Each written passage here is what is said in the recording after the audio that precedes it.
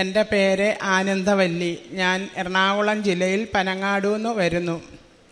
ഞാൻ 2022 ഏപ്രിൽ 13 ഇവിടെ വന്ന് ഉടമ്പടി എടുക്കുന്നത്. ഉടമ്പടി എടുക്കാൻ കാരണം ഞാൻ 10 ലക്ഷം രൂപ കടബാധ്യതയിലാണ് ഞാൻ ഇവിടെ വരുന്നത്. ഇവിടെ വന്നു ഞാൻ പ്രാർത്ഥിച്ചതിന് ശേഷം ഞാൻ ഉടമ്പടി എടുത്തു. ഉടമ്പടി ക്ലാസ് കൂടി ഞാൻ 6 നിയോഗം വെച്ചു. 2022 ഏപ്രിൽ 13 ഉടമ്പടി എടുത്ത് ഞാൻ 6 നിയോഗം വെച്ചതിൽ എനിക്ക് സ്വന്തമായിട്ട് വീടില്ല. ഞാൻ വാടകയ്ക്കായിരുന്നു താമസിക്കുന്നത്. വാടക കൊടുക്കാൻ പോലും നിവർത്തിയില്ലാതിരുന്ന സമയത്ത് ഞാൻ അമ്മയോട് ഉടമ്പടിയിൽ ആദ്യത്തെ നിയോഗം വെച്ചത് എനിക്കൊരു വീടും സ്ഥലവും തരണേ എന്നായിരുന്നു. ഞാൻ ഉടമ്പടി വെച്ചു. വീട്ടിൽ ചെന്നു. ഒരാഴ്ച കഴിഞ്ഞപ്പോൾ എന്നെ പഞ്ചായത്തിൽ നിന്ന് വിളിച്ചു. നിങ്ങളിവിടെ വരെ വരാൻ പറഞ്ഞു. ഞാൻ അവിടെ ചെന്നപ്പോൾ അമ്മയുടെ ഉപ്പും കാശുരൂപവും ഞാൻ പോയത്. ഞാൻ എൻ്റെ സ്വന്തം സ്ഥലം മാവേലിക്കരയാണ്. ഞാൻ അവിടെ ചെന്ന് താമസിക്കാൻ തുടങ്ങിയിട്ട് 20 വർഷം കഴിഞ്ഞായിരുന്നു. അപ്പോൾ എല്ലാവരും അതിന് കൊടുത്തെങ്കിലും എനിക്ക് കിട്ടുമെന്നുള്ള ഒരു പ്രതീക്ഷ എനിക്കില്ലായിരുന്നു. ഞാൻ ഈ ഉപ്പും തേനും അവിടെ കൊണ്ടുവന്നിട്ട് ആ ഉപ്പ് ഞാൻ ആ സെക്രട്ടറിയും പ്രസിഡൻറ്റും ഒക്കെ ഇരുന്നിടത്ത് ഞാൻ വിതറിയിട്ടാണ് ഞാൻ അവിടെ ഇരുന്നത്. എനിക്ക് അമ്മ അവിടെ 11ാമത്തെ നമ്പറാണ് വീടിനും സ്ഥലത്തിനും തന്നത്. പിറവത്താണെന്ന് പറഞ്ഞു. എന്നാലും എനിക്ക് വിഷമമില്ല. എൻ്റെ അമ്മയുടെ അടുക്കൽ എനിക്ക് ഓടി വരാം. അത്രയും ദൂരവേ എനിക്ക് കൊടുക്കാവൂ. കണ്ണൂരൊന്നും തരില്ലേന്ന് ഞാൻ പ്രാർത്ഥിച്ചു. പിറവത്താണ് എനിക്ക് അനുവദിച്ചേക്കുന്നത്. ആ ഒരു നിയോഗം അമ്മ എനിക്ക് വെച്ചതിൽ എനിക്ക് സാധിച്ചു തന്നതിന് അമ്മയ്ക്കും തിരുകുമാരനും 1000 കോടി നന്ദി. അത് കഴിഞ്ഞു 2ാമത്തെ നിയോഗത്തിൽ ഞാൻ വെച്ചത് എനിക്ക് ഒരു ബിസിനസ് ഉണ്ടായിരുന്നു. ഗോൾഡ് കവറിങ്ങിൻ്റെ കടയായിരുന്നു. അതിനു മുമ്പ് ഞാൻ ഒരു ലേഡീസ് ഹോസ്റ്റൽ നടത്തി 80 പിള്ളേരുള്ളതായിരുന്നു. ആ സമയത്താണ് 3 വർഷം കൊറോണ വന്ന് ഹോസ്റ്റൽ അടച്ചു പൂട്ടിയിടേണ്ട വന്നു. വാടക 40,000 രൂപ വെച്ച് കൊടുക്കേണ്ട വന്നതുകൊണ്ടാണ് ഈ കടബാധ്യത എനിക്ക് വന്നത്. അത് കഴിഞ്ഞപ്പോൾ എനിക്ക് ഒരു ബിസിനസ്സും ഇല്ലാതിരുന്നപ്പോഴായിരുന്നു ഗോൾഡ് കവറിങ്ങിൻ്റെ ഒരു കട എനിക്കുണ്ടായിരുന്നു നിലവിൽ. പക്ഷെ ഞാനത് അവിടെ നിന്ന് മാറണമെന്ന് പറഞ്ഞപ്പോൾ എനിക്ക് അഡ്വാൻസ് കൊടുക്കാൻ ഒരു പൈസയും ഇല്ലായിരുന്നു. ഞാൻ എന്ത് ചെയ്യുമെന്ന് ഓർത്തു. അവിടെ നിന്ന് ഞാൻ ഇവിടെ വന്ന് ഉടമ്പടി വെച്ചതിനകത്ത് ഞാൻ വെച്ചിട്ടുണ്ടായിരുന്നു എനിക്ക് അമ്മ ഒരു ബിസിനസ് ചെയ്യാനുള്ള ഒരു ഇതെനിക്ക് തരണേന്നും പറഞ്ഞു. ഞാൻ ഇവിടെ വന്ന് കരഞ്ഞു പ്രാർത്ഥിച്ചിട്ട് വീട്ടിൽ ചെന്ന് അന്ന് വൈകിട്ട് തന്നെ 2 ബ്രോക്കർമാർ വന്ന് പറഞ്ഞു, നിങ്ങൾക്കൊരു കട നമുക്ക് നോക്കാം പോകാനെന്ന് പറഞ്ഞു. കട നോക്കാൻ പോകാമെന്ന് പറഞ്ഞപ്പോൾ നമുക്ക് അഡ്വാൻസ് ഇല്ലാതെ എങ്ങനെ പോകുമെന്ന് ഓർത്തു. ഞാൻ അവിടെ ഇരുന്ന് കരഞ്ഞിട്ട് എന്തായാലും കടയൊന്ന് പോയി നോക്കാം എന്ന് പറഞ്ഞിട്ട് ഞാൻ അമ്മയുടെ ഉപ്പും തേനും എണ്ണയും എല്ലാം എടുത്ത് എൻ്റെ കൈ പിടിച്ചു. കാശുരൂപമായിട്ടാണ് ഞാൻ പോയത്. ഉടമ്പടി തൈലവും നെറ്റിക്ക് കുരിശ് വരച്ചായിട്ടാണ് ഞാൻ പോയത്. അമ്മയോട് ഞാൻ പറഞ്ഞു, 1 രൂപ എടുത്ത് കൈവച്ചിട്ട് പറഞ്ഞു, അമ്മയും തിരുകുമാരനും എൻ്റെ കൂടെയുള്ളൂ, അല്ലാതെ എനിക്കൊന്നുമില്ല. എൻ്റെ മുമ്പിൽ നിന്ന് ഇത് പ്രവർത്തിക്കണമെന്ന് പറഞ്ഞു. അവിടെ ചെന്നു. കട കണ്ടു. കട ഇഷ്ടപ്പെട്ടു. ഉടമസ്ഥൻ പറഞ്ഞു 1 ലക്ഷം രൂപ അഡ്വാൻസും 5000 രൂപ വാടകയും കൊടുക്കണമെന്ന് പറഞ്ഞു. ബ്രോക്കർമാർക്കറിയാം എൻ്റെ കയ്യിൽ പൈസയൊന്നുമില്ലെന്ന്. പക്ഷേ ഞാൻ എൻ്റെ അമ്മയുടെ കാശുരൂപം മുറുക്കി പിടിച്ചിട്ട് ഞാൻ പറഞ്ഞു, ഞാൻ ഈ കട എടുക്കുവാന്ന് പറഞ്ഞു.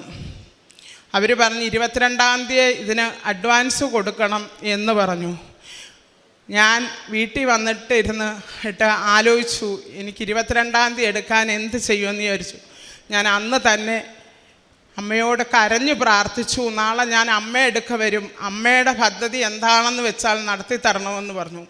ഇവിടെ വന്ന് ഞാൻ 22-ാം തീയതി ഡേറ്റ് ഇട്ട് ഞാൻ പ്രാർത്ഥിച്ചു. അമ്മ 22-ാം തീയതി ഉച്ചയ്ക്ക് എനിക്ക് 1.5 ലക്ഷം രൂപ തന്ന് അത് എഴുതാനുള്ള മാർഗം എനിക്ക് ഒപ്പിച്ചു തരണമെന്ന് പറഞ്ഞു. 21-ാം തീയതി വൈകിട്ട് 5 മണിയായപ്പോൾ 1.5 ലക്ഷം രൂപ എല്ലാവരും കൂടെ എന്നെ വിളിച്ചു തന്നു. ആ പൈസ ഞാൻ കാശുരൂപം കൊണ്ട് പോയാണ് എല്ലാവരോടും ചോദിച്ചത്. പോകുന്നവരുടെ വീട്ടിലെല്ലാം ഞാൻ ഉപ്പ് വിതറുമായിരുന്നു. ആ ഉപ്പ് തരില്ലെന്ന് പറയുന്നവർ പോലും ഞാൻ എണ്ണിക്കുമ്പോൾ പറയും, പൈസ തരാം, നിങ്ങൾ തുടങ്ങിക്കോ, നല്ലൊരു കാര്യം തുടങ്ങാനാണല്ലോ എന്ന് പറഞ്ഞു. ആ കാശ് രൂപവും പിടിച്ചു ഞാൻ ആ ഉപ്പ് ഇട്ട് എനിക്ക് ആ 1.5 ലക്ഷം രൂപ കിട്ടി. ഞാൻ 1 ലക്ഷം രൂപ 22-ാം തീയതി ഉച്ച കഴിഞ്ഞ് ആ വീട്ടിൽ കൊണ്ട് കൊടുത്തു. അത് കഴിഞ്ഞ് എനിക്ക് സാധനം എടുക്കണമായിരുന്നു. ആ 50,000 രൂപ കൊണ്ടുവന്ന് ഞാൻ സാധനവും എടുത്തിട്ട് ഞാൻ നേരെ വന്ന അമ്മയെ എടുക്കലാണ്. അമ്മേ, ജനുവരി 2-ാം തീയതി എനിക്ക് ഈ കട ഓപ്പൺ ചെയ്യണം, ബാക്കിയെല്ലാം അമ്മ തന്നെ അത് നടത്തി തരണമെന്ന് പറഞ്ഞു. കാരണം ആശാരിമാർക്ക് 22 ദിവസത്തെ തച്ചു കൊടുക്കണമായിരുന്നു. നമ്മൾ ഈ സ്വർണ്ണക്കടയിൽ വെക്കുന്ന പോലെ തന്നെ വേണമല്ലോ വെക്കാൻ. ആ 22 തച്ചിന് കൊടുക്കാനുള്ള പൈസ എൻ്റെ കയ്യിലില്ലായിരുന്നു സാധനം എടുത്തപ്പോൾ. അപ്പോൾ എൻ്റെ ചേച്ചിയുടെ മോൻ വന്ന് അതെല്ലാം ഭംഗിയായിട്ട് ചെയ്തു തന്നു. ഞാൻ ആ കട അവിടെ നടത്തിക്കൊണ്ട് വന്നു. എനിക്കൊരു കുഴപ്പവും ഇല്ലായിരുന്നു. ഈ 10 ലക്ഷം രൂപ കടമുള്ളതിൻ്റെ കടം വീട്ടാൻ അന്നമ്മ ഓരോരുത്തർക്കും കൊടുക്കാനുള്ള വഴി എനിക്ക് അമ്മ കാണിച്ചു തന്നു. ഞാൻ ഓരോരുത്തരുടെയും കട വീട്ടിക്കൊണ്ടിരുന്നു. ആ സമയത്ത് 2 വർഷം കഴിഞ്ഞപ്പോൾ ആ കട അവിടുന്ന് മാറണമെന്ന് പറഞ്ഞു. കാരണം അവർ തൊട്ടടുത്തുള്ള ഒരു കടയ്ക്ക് അവർ ബേക്കറിക്ക് കൊടുത്തപ്പോൾ അവരതെല്ലാം മറച്ചു വെച്ചപ്പോൾ എൻ്റെ ഈ കട കാണുന്നില്ല, ആൾക്കാർ കയറി വരുന്നില്ല. അങ്ങനെ എനിക്ക് ഒരുപാട് ബുദ്ധിമുട്ടുകൾ വന്നു. ഞാൻ അമ്മയോട് ഓടി വന്ന് പറഞ്ഞു, അമ്മേ കട മാറണമെന്ന് പറഞ്ഞു, ഞാൻ എന്ത് ചെയ്യും എന്ന് ചോദിച്ചു. ഞാൻ എന്തുണ്ടെങ്കിലും അമ്മയോട് ഞാൻ പറയും, 1 രൂപയുള്ളതിലും ഞാൻ അമ്മയോട് പറയും, അമ്മയും തിരുകുമാരനും ഉണ്ട് 1 രൂപയുള്ളെന്ന് പറയും. എൻ്റെ കടയിരിക്കുന്ന സ്റ്റാഫുകൾ വരെ എന്നെ കളിയാക്കും, 1 രൂപയുണ്ട് അമ്മയുണ്ട് തിരുകുമാരനും. പക്ഷേ വൈകിട്ട് എൻ്റെ കാര്യങ്ങളെല്ലാം അമ്മ നടത്തി തരും. ഈ കട ഒഴിയണമെന്ന് പറഞ്ഞപ്പം ലക്ഷോർ ഹോസ്പിറ്റലിൻ്റെ അവിടെ ഹൈവേയിലാണ്. അവിടെ 5 ലക്ഷം 6 ലക്ഷം രൂപ കൊടുത്തെങ്കിലേ നമുക്കൊരു കട കിട്ടത്തുള്ളൂ. പിന്നെ അവിടെ 15ഉം 20ഉം രൂപ വാടക കൊടുക്കണം. എന്നെക്കൊണ്ട് ഒരു നിർവാഹവും ഇല്ല. ഞാൻ എന്ത് ചെയ്യും എന്നോർത്ത് ഞാൻ വീട്ടിൽ കരഞ്ഞു. ഈ സാധനങ്ങളെല്ലാം കൊണ്ടുവച്ചേക്കുന്നത് എൻ്റെ വീട് വാടകയ്ക്കാണല്ലോ, അവിടെ എനിക്ക് വെക്കാൻ സൗകര്യമില്ല എന്നോർത്ത് ഞാൻ വിഷമിച്ച് അവിടെ കിടക്കുമ്പം ഒരു ഇക്ക എന്നെ വിളിച്ചിട്ട് പറഞ്ഞു, നിങ്ങൾക്ക് ലക്ഷോറിൻ്റെ അവിടെ ഒരു കടയുണ്ട്, എളുപ്പം വരുമോ നോക്കാനെന്ന്.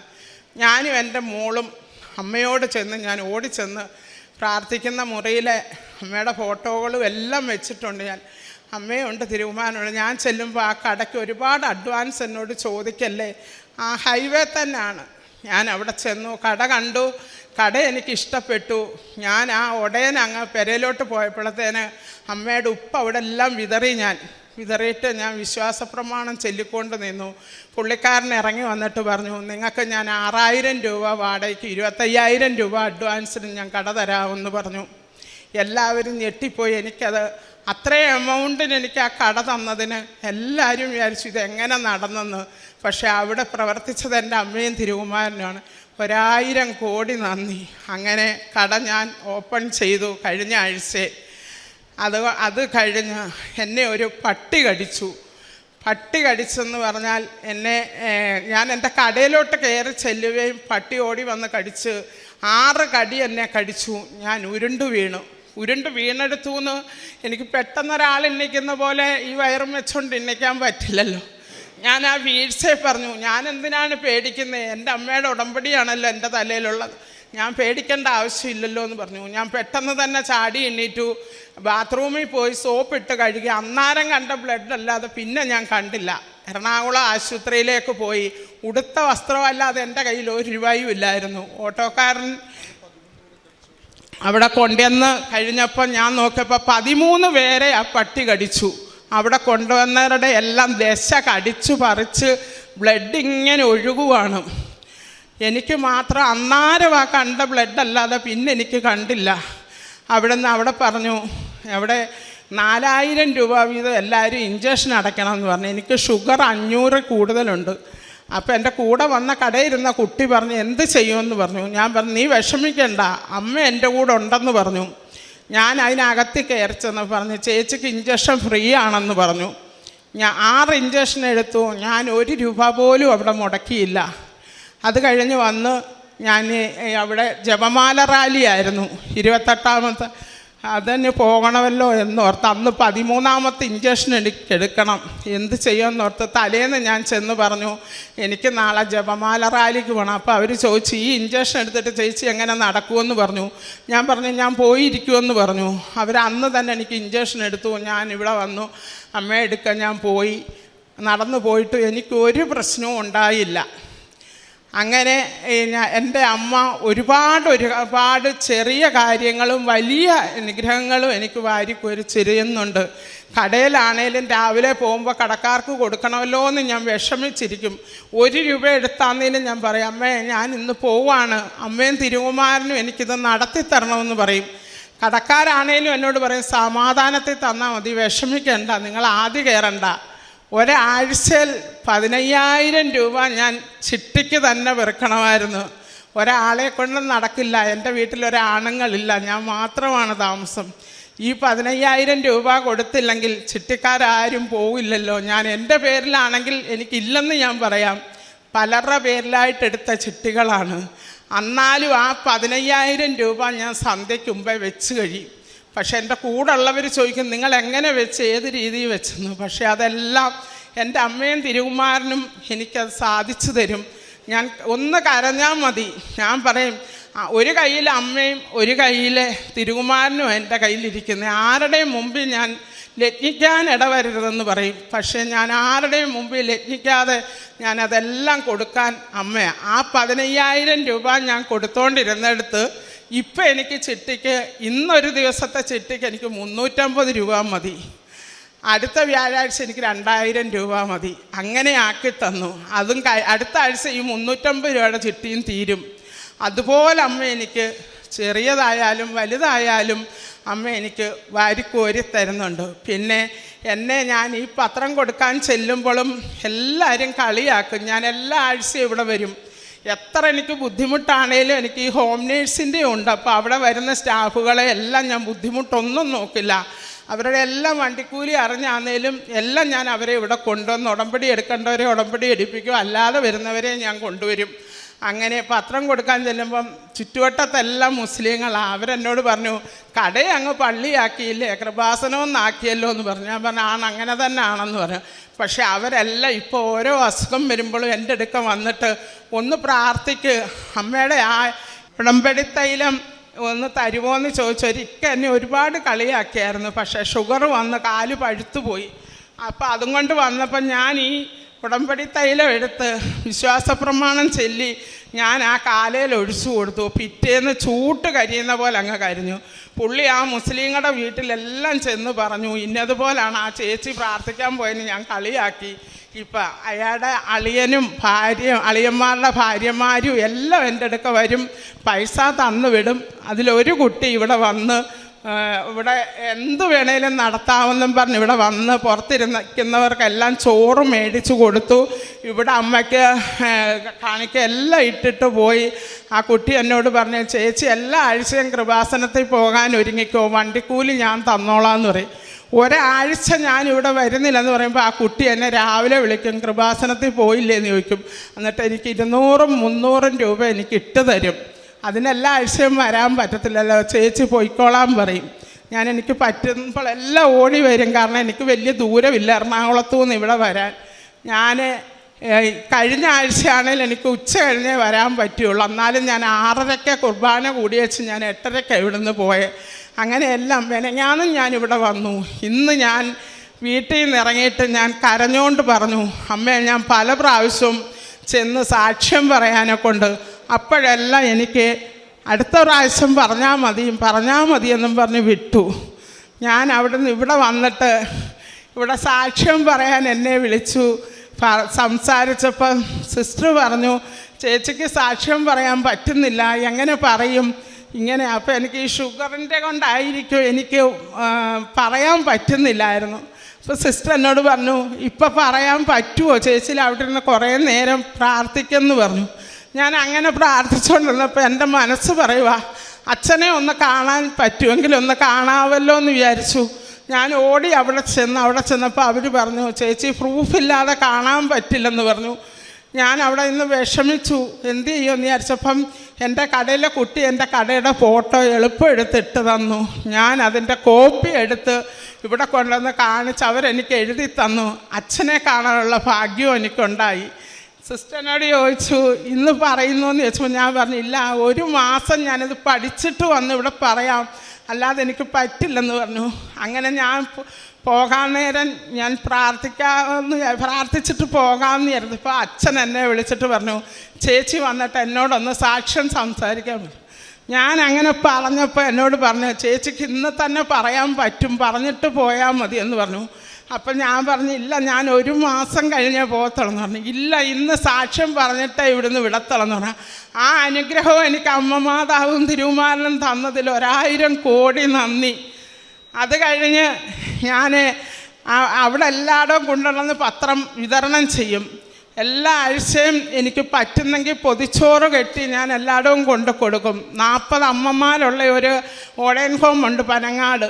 അവിടെ എനിക്ക് പറ്റുമ്പോഴെല്ലാം ഞാൻ ചോറ് കൊണ്ട് കൊടുക്കും.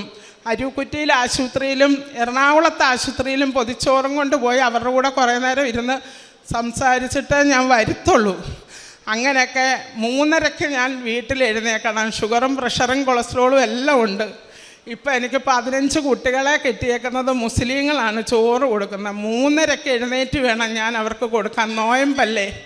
ഞാൻ കിടക്കുമ്പോൾ അമ്മയോടും തിരുമാനോടും പറയും, എന്നെ 3:30-ക്ക് ഒന്ന് വിളിച്ചേക്കണേ, എനിക്ക് 5:30-ക്ക് പ്രാർത്ഥിക്കണ്ടേന്ന് പറയും.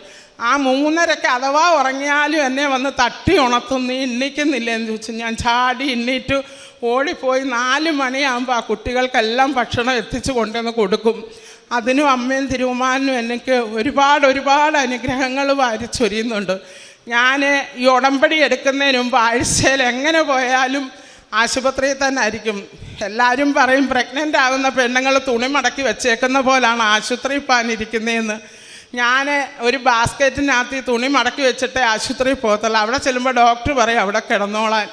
പക്ഷേ ഞാൻ ഉടമ്പടി എടുത്തണക്കെ പിന്നെ ഇന്ന് വരെ ഒരാശുപത്രിയിലും ഞാൻ കിടന്നിട്ടില്ല. 2022 ഞാൻ ഉടമ്പടി എടുക്കുന്നത്. ഇപ്പം 2025 ഞാൻ ഇതുവരെ 10ാമത്തെ പുതുക്കലായിരുന്നു ഇപ്പോൾ. എനിക്ക് ആ പുതുക്കലിന് വരാനും ഇന്ന് വരെ ഒരു ദിവസവും താമസിച്ചിട്ടില്ല. അമ്മ മാതാവ് എന്നെ ആ പുതുക്കുന്ന സമയത്ത് ഞാനിവിടെ ഓടിയെത്തി. ഞാൻ പുതുക്കിയിട്ടേ പോകത്തുള്ളൂ. ഈ 10 ഉടമ്പടി പുതുക്കിയിട്ടും എനിക്ക് ഒരു വിഷമവും വന്നില്ല. എല്ലാം അമ്മ മാതാവ് നടത്തി തന്നു. എൻ്റെ മോക്ക് വീടും സ്ഥലവും ഇല്ലായിരുന്നു. ഞാൻ അതിനും എഴുതി ഇവിടെ വെച്ചു. അവൾക്ക് 13 സെൻറ്റ് സ്ഥലവും വാങ്ങിച്ചു. വീടിൻ്റെ ഷെയ്ഡ് വാർപ്പും കഴിഞ്ഞു. അതും അമ്മ എനിക്ക് വാരിക്കോരി ചൊരിഞ്ഞു തന്നതാണ്. എല്ലാത്തിനും ഒരു ഹോം നേഴ്സിനെ വിടാൻ എനിക്ക് കിട്ടിയില്ലെങ്കിലും ഞാൻ അമ്മയോട് കരയുമ്പം എവിടെ നിന്നെങ്കിലും എനിക്കൊരു വിളി വരും. അങ്ങനെ ഞാൻ അവരെ വിടും. എനിക്കിപ്പം മുട്ടില്ല. ദൈവം അനുഗ്രഹിച്ച അമ്മയുടെ അനുഗ്രഹം കൊണ്ട് ഞാൻ പറയുവാണ്, നമ്മളാരും ഉടമ്പടി എടുത്തവർ വിഷമിക്കണ്ട. കാരണം നമ്മുടെ തലയുടെ മുകളിൽ അമ്മയും തിരുകുമാരനും ഉണ്ട്. നമ്മളെ എല്ലാവരെയും നടത്തും. എന്താണെന്ന് ചോദിച്ചാൽ ഈ വയറ്റിൽ 10 കിലോ ഉള്ള മുഴയായിരുന്നു. ലക്ഷോർ ആശുപത്രി 10 ലക്ഷം രൂപ വേണമെന്ന് പറഞ്ഞ് ഞാൻ ഒരു ബസ്സുകാരെന്നെ കണ്ടാൽ പറയും അടുത്ത ബസ്സിന് ചേച്ചി കയറിയാൽ മതി, ഇതിൽ കയറണ്ടെന്ന് പറയും. ഞാൻ അവിടെ നിന്ന് കരഞ്ഞിട്ട് പോരുമായിരുന്നു. അന്ന് ഞാൻ അമ്മ മാതാവിനെയും തിരുകുമാരനെയും വിളിക്കുമായിരുന്നു. ആ 10 കിലോ ഉള്ള മുഴ ഞാൻ എങ്ങനെ പോയി എന്ന് ചോദിച്ചെല്ലാവരും ചോദിച്ചപ്പോൾ ഞാൻ പറഞ്ഞു എൻ്റെ അമ്മയെടുക്ക പോയി, എൻ്റെ 10 കിലോ മുഴ പോയി. ഞാൻ സ്നാനപ്പെട്ടു. അങ്ങനെയാണ്. ഞാൻ ഹിന്ദുവായിരുന്നു, ഞാൻ സ്നാനപ്പെട്ടു. ഇപ്പം എൻ്റെ വയറ്റിൽ ഒരു മുഴയില്ല, എനിക്ക് വേദനയില്ല, ഒന്നുമില്ല. ഞാൻ എപ്പോൾ എനിക്ക് പള്ളിയിൽ വരാൻ തോന്നുന്നു അപ്പം തന്നെ ഞാൻ ഓടി വരും. അതിനുള്ള അനുഗ്രഹം അമ്മ എനിക്ക് തന്നു. ഇപ്പം എനിക്ക് ഒരു കുഴപ്പവും ഇല്ലാതെ ഞാൻ ഇനിയും ചെന്ന് വേണം ഈ 15 കുട്ടികൾക്ക് ഭക്ഷണം വയ്ക്കാൻ. അതിനും എനിക്ക് നല്ല അനുഗ്രഹം തന്നിട്ടുണ്ട്. ഞാൻ ഇവിടുന്ന് ചെന്നാണേലും വെച്ച് കൊടുക്കും. ആരുടെ ഒരു സഹായവും ഇല്ലാതെ ഞാൻ വെച്ച് കൊടുക്കും. ഇനി എനിക്ക് അമ്മ വാരിക്കോരി ചൊരിയുമെന്ന് എനിക്ക് ഉറച്ച വിശ്വാസമുണ്ട്. നമ്മളെല്ലാം ഉടമ്പടി എടുത്തു കഴിയുമ്പോൾ നമ്മൾ വിശ്വസിക്കണം അമ്മ നമ്മുടെ കൂടെ ഉണ്ട്, അമ്മ നമുക്ക് ചെയ്ത് തരുമെന്ന്. ഇത്രയും അനുഗ്രഹം തന്ന അമ്മ മാതാവിനും തിരുകുമാരനും 1000 കോടി നന്ദി. യേശുവേ സ്തോത്രം, യേശുവേ നന്ദി.